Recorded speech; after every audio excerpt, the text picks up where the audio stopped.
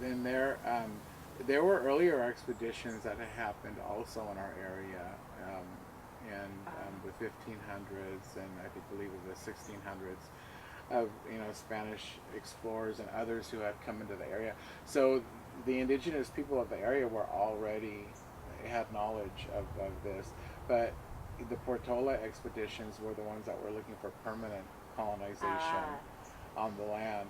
And as far as the scouts, I'm not too sure about you know that, but I know that there were different communities, like I had said, that were connected to each other in certain ways.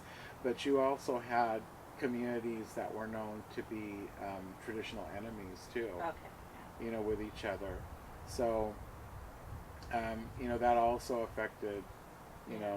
these expeditions as well. Yeah. I think it's unfortunate sometimes when people think about these early periods of colonization, they think Indians are just homogenized. But rather Right. than, having their own worlds and own histories of relationships between people. Yeah. So I think it gets much more complicated, the history of colonization, when you realize that everybody has their own history with each other, right? Right. But not just with Europeans, but with Yeah. each other as well. I always think that's important to tell my students as well. Yeah, and I'm sure the Spanish were aware of that too. They were aware of Oh a lot of these long-term feuds that were going on, and they used that to their best advantage. yeah, yeah. To to do what they were doing.